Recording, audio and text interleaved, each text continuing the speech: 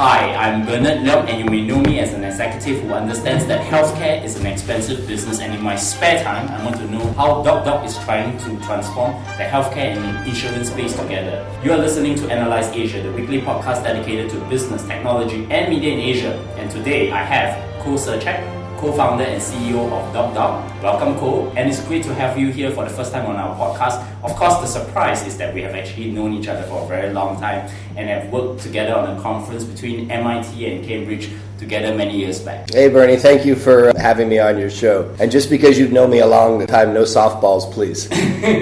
Agree. And I think it's pretty interesting because I both know you and your wife Grace for a pretty long time, and I know that in the past few years you have been really spending time building Docdoc. So I actually also take some time to wait for you to rise and then have this conversation. But before we continue, I would like my audience to get to know you better. How do you start a career? So they say men plan and God laughs. And the older I get, the more I realize how true that statement really is. I graduated from the University of Hawaii. I was a very solid economics student there. After I graduated, I was in the process of trying to figure out what I was going to do next. And my professor calls me, and he was a Japanese Golden Gloves champion boxer. In fact, the first Japanese-American Golden Glove boxing champion in the history of the Golden Gloves. And he was also a famous economist, and he calls me and he says, "Cole, I'm very disappointed in you. You must get a job now.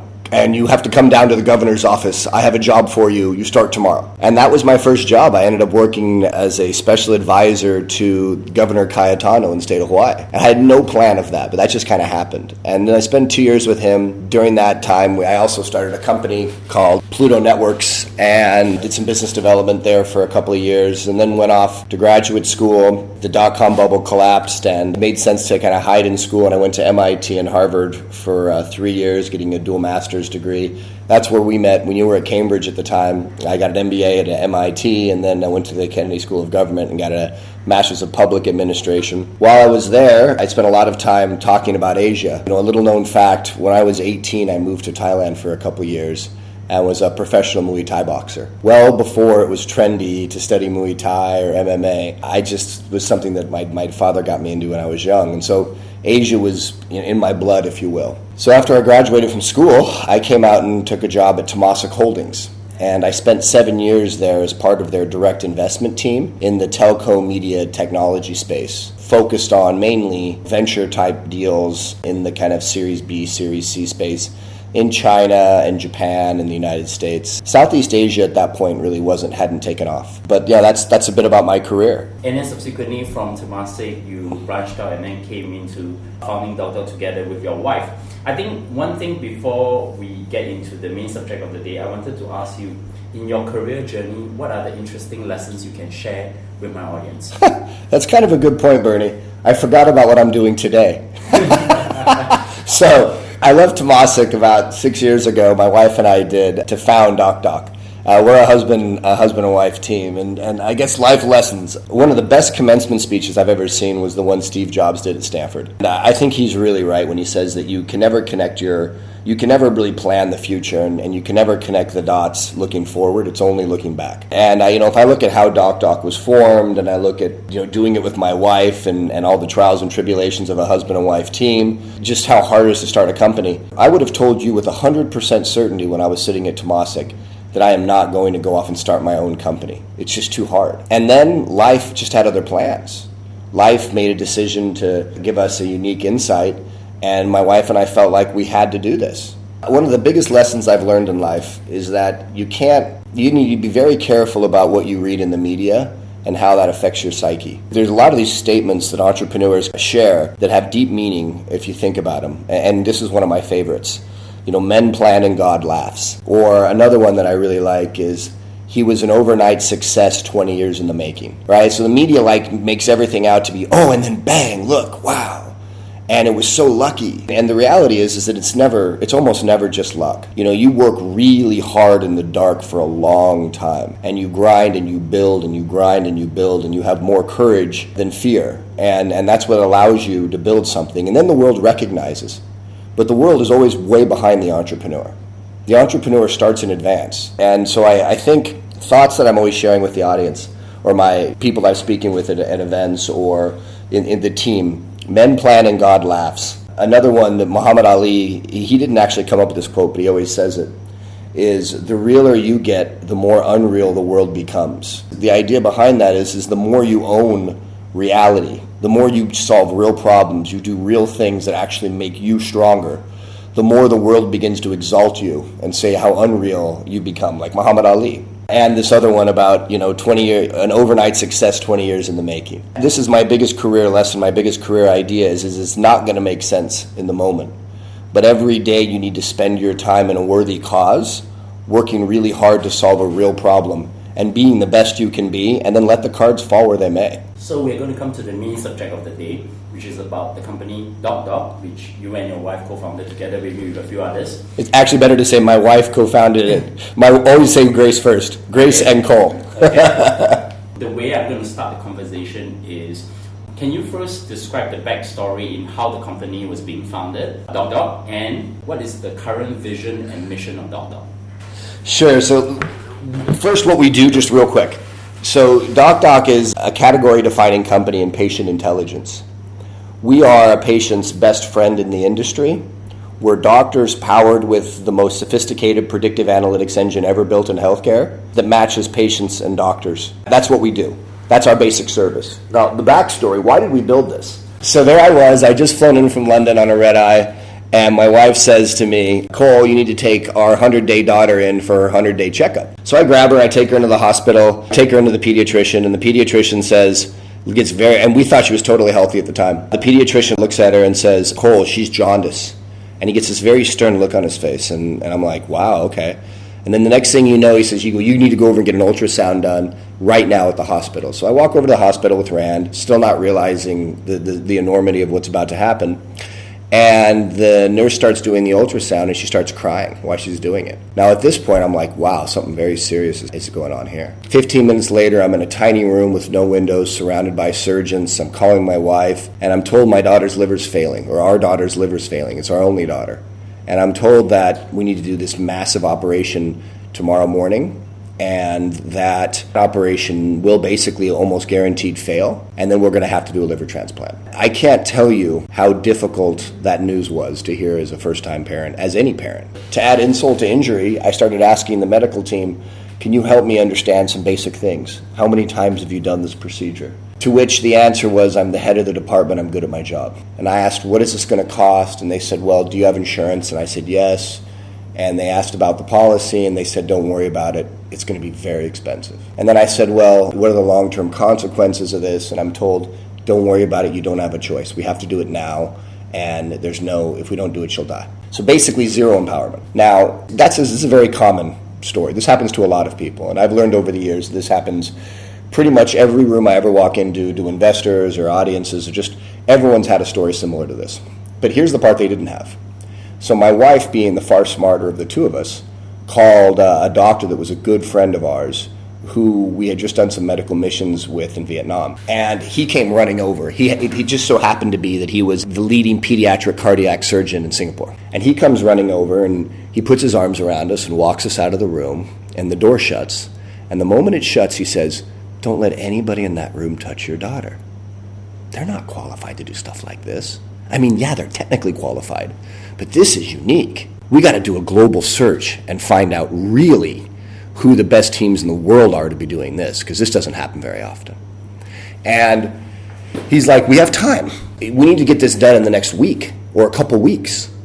But it's not an issue of hours, it's an issue of weeks. And it was at that moment that I realized, and it was one of the most horrifying feelings of my entire life, it was at that moment that I realized that I was being sold medical care by people I was meant to trust in an information vacuum. So this is a long story, and I'll try to make it shorter, but the doctor and I did a massive global search, and the highest volume teams in the world were all in Japan. They actually operated out of Kobe. We found the founder of the live liver transplant and his team, and we went and did our procedure there.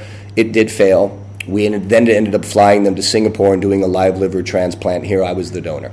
After that, as I was sitting in the ICU, my wife and I looked at each other, and I said, we know what we need to do with Docdoc. We need to create the doctor that helped us. We need to create a product that mimics that ability to help the average patient in the world. And that's how we started the company. And it has been a few years since then. Yeah, And been a lot of years, real hard stuff. yeah, and of course, Ren is now a very beautiful child and having a lot more things to do. Yeah, Rand, we were in the top 1% of outcomes. So I was the donor. I'm fine. Rand is a precocious 6-year-old girl. We're going to international school here. You'd have no idea.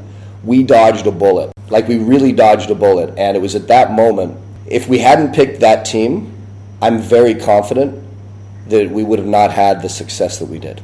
What you want to do with Docdoc is basically extend that particular experience that you're able to enable or empower others to actually come to your platform. So I'm going to ask you, what is a customer journey for a consumer like yourself coming into Docdoc? And then my follow-up question to that would be, what happens to a business customer, for example, such as the insurance company? What is their customer journey coming into Docdoc? Well, they're both the same. So we started Docdoc trying to recreate this experience. And this experience has two parts to it. And it's taken us a long time of a lot of patient-centric innovation to actually figure out this journey and what this journey really is. But it's two parts. It's a relationship with a medically trained professional that you can ask questions to. That personal journey, the emotional part of that is massive. The second part is that medical professional needs to be armed with a massive amount of medically relevant data that's put into intermediate markers that they can use to guide you. So that's really, it's two parts. So the way the journey works is you would click on a button inside your insurance company's application that says find a doctor, and you would have what we call a doctor discovery consultation. It's a 10 to 15 minute call with a doctor whose only job is to sit and have a conversation with you and understand what's going on so that they can plug that data into our predictive analytics engine, HOPE, which is the heuristic for outcome, price, and experience. That's our AI engine. And then that AI engine will then search through 23,000 doctors and recommend 3 doctors to you that we think are the most relevant for your unique situation as a patient. And we could spend a lot of time talking about how we built out our provider analytics engine, but just from a customer journey point of view, we then basically take that report that's generated and we provide it to you, to the patient. The patient then reads the report and then a follow-up conversation happens. And about 90% of the time, the patient picks one of the doctors we recommend and goes and sees them. Now, after that first visit, that doctor calls that patient again. Hey, how'd it go? What did we learn? Are we on the right track? Oh, the diagnosis is very different than we suspected. Let's run another report. Let's see if you're still seeing the right team. But the point is, you're never lost in the system again. It's man plus or human plus machine, because that's what you really want. How do we recreate the experience that doctor did to transform my family's lives? Well, that's what Docdoc is fundamentally. What differentiates Docdoc with other companies in the health tech space then?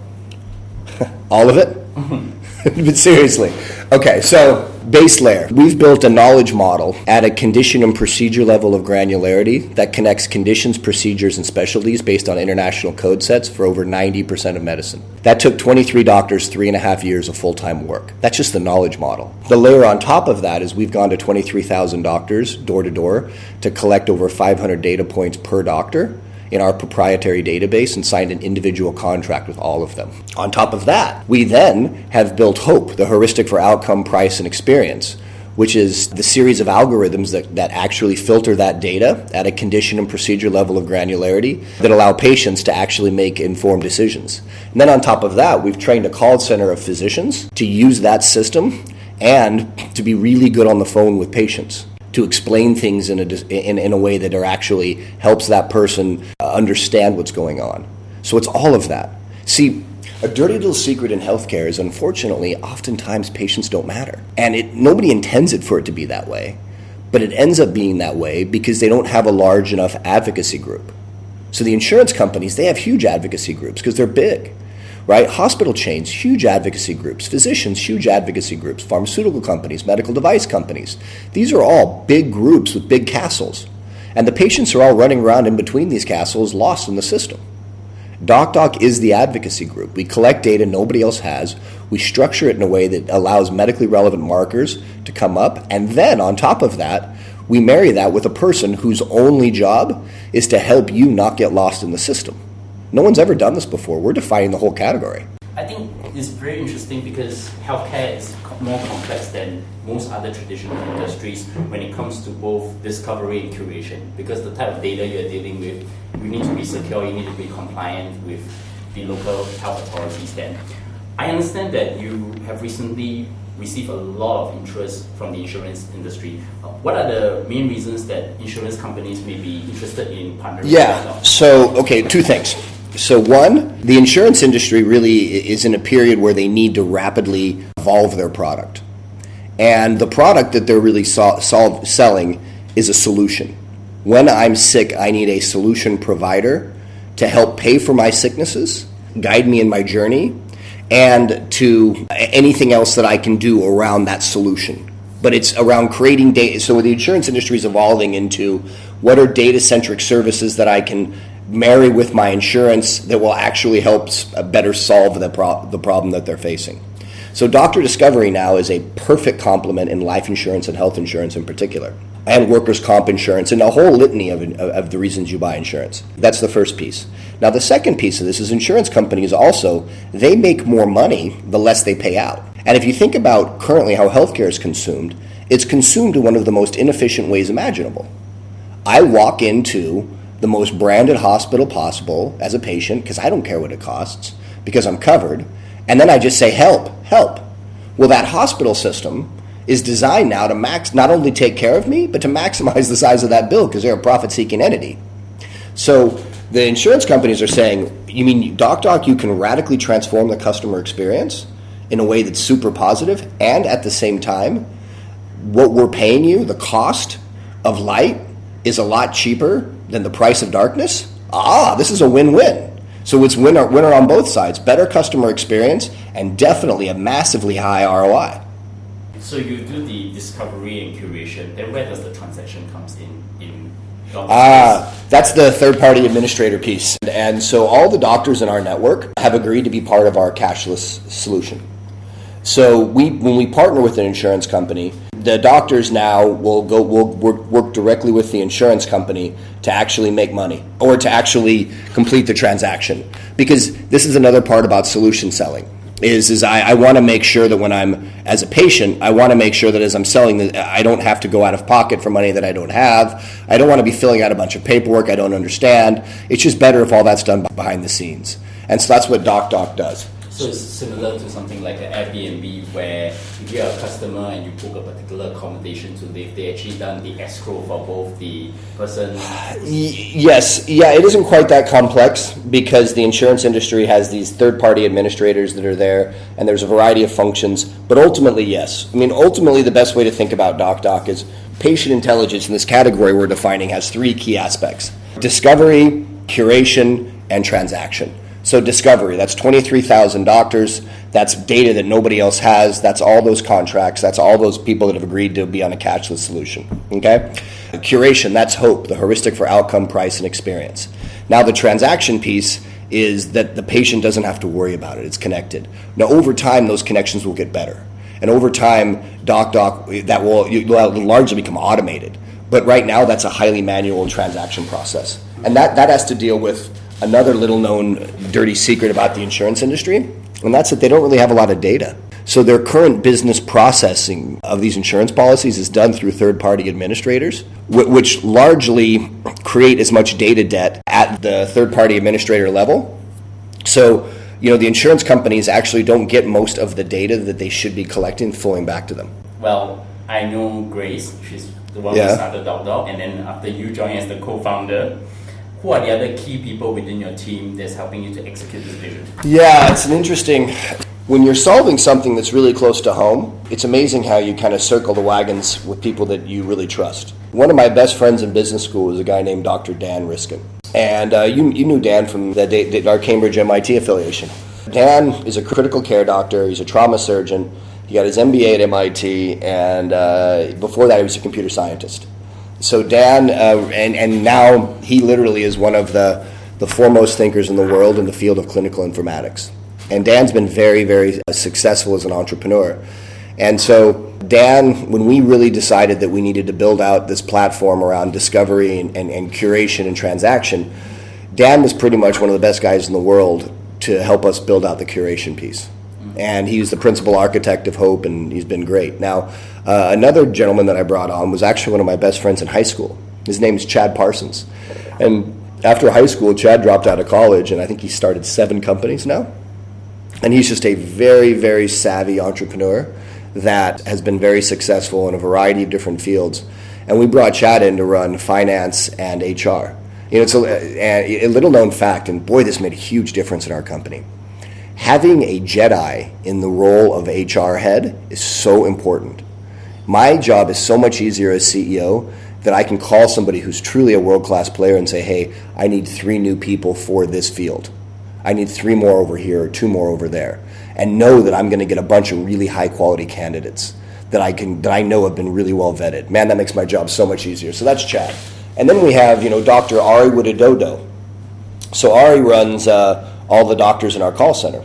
And previous to Docdoc, Ari spent 18 and a half years at International SOS running the medical evacuation call center of doctors for the largest medical evacuation call center system in the world. I think he had 350 doctors directly under him. So Ari is the guy you want running a doctor-based call center if that's going to be an important part of your operation. But the team now, the team's deep. We're 84 people, and we operate in 8 countries, and we just have a great group of people. We've got senior executives from Johns Hopkins on the team. We have just a really, really solid group of people.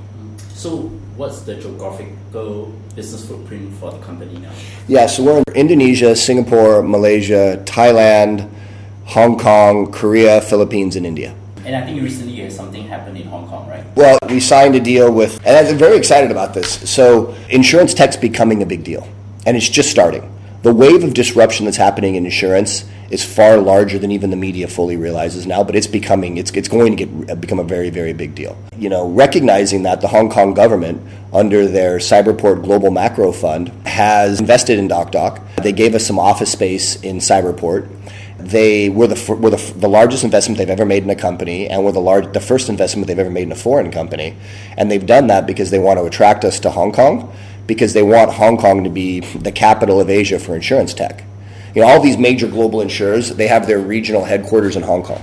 Insurance tech, as it becomes a big thing, they want the leading insurance tech companies to be based there.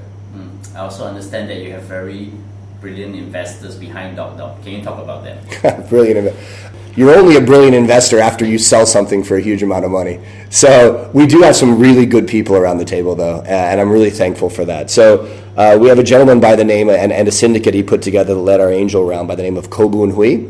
He's a prolific angel in the region. He's been the chairman of a whole bunch of really important companies like Singapore Airlines and Singtel and the Development Bank of Singapore, Far East Group. He was on the board of Temasek when I was there. But he's just been amazing, and just been an amazing investor. And both Kit Wan and Chow Boon, 2 of his other partners, are also significant investors in Docdoc, and they've been amazing. And they led a syndicate of individuals that kind of did our angel. We have a Hung Leong Financial Group, which is the lead of our Series A. He was actually the chairman there, a gentleman by the name of Kwek Ling Chan, which is one of the most successful business family enterprises in Malaysia. And they've also been super helpful to us in a whole variety of ways. And then, this most recently, we brought in a group of really world-class healthcare professionals and consumer product professionals. So individuals like Bob McDonald, the former global chairman and CEO of Procter & Gamble. And then he went off after he left that role, and he was the secretary of the Veterans Administration. So he stepped in and wrote a significant personal investment. You have Bill Hawkins, the former global chairman and CEO of Medtronic Corporation, that invested in Docdoc. You have a guy by the name of John Tan, who was the founder of Asia Capital Reinsurance, the largest reinsurance company ever founded and grown in Asia. Adamus Asset Management, which is a very well-known special situations fund. There's just a bunch of good people around the table. I feel we're at that stage now where it's real smart money that's investing, people that really understand healthcare, people that really understand insurance, and they can see what we're building and the relevance of it and the kind of global applicability. You asked me earlier about career lessons. And I mentioned earlier about Muhammad Ali, and the more real you become, the more unreal the world becomes. And I think this is very relevant to this exact point, because I genuinely think we're creating a category that's going to change the world of healthcare. And we're doing it in Southeast Asia. And that was completely and utterly not obvious at the time we started the company. And the reason Southeast Asia is going to turn out to be the spot in the world to launch this kind of business is because Singapore is big enough to have big insurance businesses, but it's small enough to not have massive special interest that prevents innovation. Malaysia is big enough to have big insurance company businesses, but small enough to not have crazy special interests that are preventing healthcare innovation. And this is the same all the way up Asia. And just like a prairie fire, as this thing really starts growing in Malaysia and Singapore and Hong Kong and just these three markets in Thailand, all of a sudden we have the critical mass that we can begin to take on markets like the United States. We have the girth, we have the relationships with the global insurers, we have demonstrated track records. And that's what it takes to really build a global phenomenon. It's like a prairie fire. It starts with one match. And Southeast Asia was the place, and when Docdoc was founded was the time to start that match. So I'm pretty curious to know, what would be the metrics if Docdoc is successful in a few years' time? Oh, it'll be the global category-defining company for patient intelligence. Hope will be the dominant platform for empowering patients through all the major global insurers. So here's the thing, right? You get one, and then one's not a pattern. Then you have two. Now you have two. There's massive market leverage for the third and the fourth and the fifth and the sixth. So I don't think we get one. I think we're going to have the majority of the global insurance industry as clients. And I think they're all going to be rolling out because it represents the first mover as a fundamental competitive advantage, and then the second mover has to have it to stay competitive. And so I think we'll be the global standard for patient intelligence and patient information and provider analytics. Right? In the same way that Airbnb is the global platform for vacation rentals, Docdoc will be the global platform for medical patient empowerment, what we call patient intelligence. I think that's a very interesting road to go. But before we get to the closing, I want to ask you a few things because I always enjoy talking to you and all the insights that I usually get in understanding something like that. Where do you see the major trends in the digital healthcare space at the moment? Okay, so this is a good one. Almost the vast majority of the digital health companies, particularly in Southeast Asia, but actually globally, they won't be around in 5 or 6 years. I wish the mortality will be higher in digital health than it is even in consumer internet. And the reason is because it's so hard to actually build the underlying core architecture that you need to really solve healthcare problems. That most digital health companies end up becoming doctor directories, and largely a phone book online, not a lot of value there, maybe some limited discovery. They become telemedicine companies, right? Very limited use cases with a lot of value, or they end up being just call centers full of doctors that can provide advice, but it's not systematized, it's not scalable, it's not data-based. They end up all operating on the periphery, and they don't have deep barriers to entry. And so as they try to go into B2B, which is where most of the patients are, it's a B2B to C model. I mean, patients are fundamentally driven by governments, large employers, insurers. And all of these entities are going to chew you up unless you add real value to the system and you have deep barriers to entry.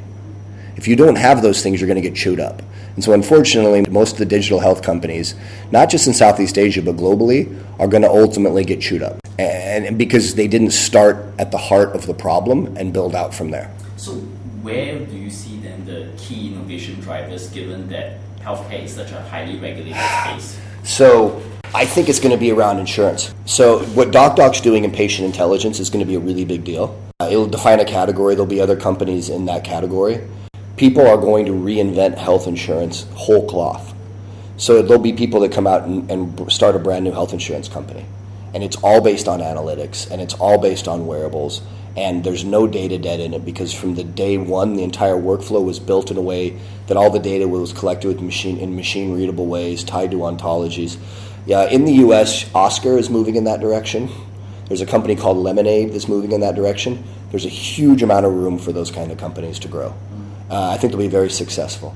There's also a lot of room around workers' compensation and how do you get employees back up after injuries faster. Now, the areas that are really tough, but I do believe innovation will happen, is around health and wellness, how do I take somebody who's a 5-pack-a-day smoker and get them to quit smoking? How do I take someone who's morbidly obese and that's just about, they're already pre-diabetic and they're going to be a huge drain on the system? How do I help them adjust their lifestyle? There's a huge potential for that. The ROI there should be fairly obvious. The problem is influencing that person with a digital product is massively challenging, and so far it's not working. But I do believe there'll be innovation there. In summary, I think that you have innovation in the core health product, innovation around provider analytics, and innovation around influencing behavior. These are going to be the major things. Telemedicine will kind of fall over the top of all of them, but it's window dressing. It's a feature and not a company. Doctor directories, very limited value, kind of like a phone book. You don't just need to see the number of oncologists in your community, you know which ones are relevant for you. So I think the curation piece will be critical. But that's how I see it evolving. I know this is probably one of the questions that I have probably before closing. What is it like building a digital health company in Asia Pacific? So I think it's the same way. If you're building a big company with a big vision and you're defining your own category, I think it's always the same. I think that climbing a logarithmic curve feels awful for a very long time because you're just sitting there running what feels like parallel to the x-axis. And everyone's like, why are you doing this? You have this opportunity cost and you have all these other things and you shouldn't be doing this. This doesn't make sense. And then all of a sudden it just blows up and takes off. So I'm glad that Docdoc has seen its inflection point. We can now see that second derivative really changing. And I'm glad we've gotten this far, but I think not enough is written and not enough's talked about the dark days. The 20 years, everyone always talks about the overnight success. They don't talk about the 20 years that made it possible. And I think that plays on your psyche a lot. And that's augmented with social media, and that's augmented with all these annoying entrepreneurs that are always running around telling you how their life is so groovy and it all works out. It's not that way. Man, it's hard to start a successful business. It's really difficult to build a high-quality team, and every day is a fight, and that's why it's so important you have a real reason to be doing it. So I'm certain Docdoc would have failed if we didn't have the damn near spiritual zealousness to make it successful. Yeah, and I think I probably will get you back to talk about that at some point in time. But before that, I will also make sure that I will have to interview your wife, Grace Park, because she is. That would be a much better interview. Well, she's one of probably the most well-known operators in the healthcare space before she went into Docdoc with you. So, my audience, you're going to reach out on that. So, in closing, I know you read a lot, just as I do. I want you to give some recommendations. Can you give a book recommendation, movie, podcast, or anything that has made an impact to your work and personal life? So I like to study just more for fun than anything else. I like to every year pick a topic and spend the year studying it. So this year I'm studying the samurai, just the way their philosophy, their thought processes, their daily practice. And there's a gentleman there, a Zen poet, who's a Zen monk by the name of Temasek. And he wrote a book called The Unfettered Mind, which I think is really good. I also read, if you really want to understand a lot of samurai culture, I read another book I thought was really interesting recently called Musashi. And it's a historical fiction about Masashi Minamoto. I mean, it's a huge book, but it was really good. But I think Temasek, Unfettered Mind, is a great one. It's a short book, and it's all the essays that he wrote to Masashi Minamoto about Zen and the parallels between Zen thought and sword fighting. And I think I probably should also recommend Musashi's The Book of Five Rings as a complimentary book. Yeah, that's a good book. I've read that one, but it's almost a bit cliche, and it's hard to understand. This is why I like Tekwon's better. The Book of Five Rings is good, but if you read Unfettered Mind first, and then the Book of Five Rings makes more sense. Yes, I got that from you recently. You're right about that. Yeah. So my last question, how did my audience find you? Facebook or LinkedIn. I'm at Sirucek, so it's Colesirucek. You can find me on LinkedIn, or you can find me at Sirucek on Facebook. Yeah, or you can go to docdoc.com and just click contact us, and somebody will send me an email saying someone's trying to reach you. And you can Google me at Bernard Leung, and you can find us on iTunes, Stitcher, SoundCloud, Spotify, and Himalaya. Please tweet to me your comments on the podcast, and of course give us a 5-star on Apple Podcasts and a star on every other platforms. And of course, most importantly, this podcast is co-produced by Caroline and myself, and we're going to have some major announcements coming with regards to the live show, as I've already gotten venues for both Singapore and then followed by Hong Kong. So once again, Cole, many thanks for coming on the show. Hey, thanks, Bernie. Take care.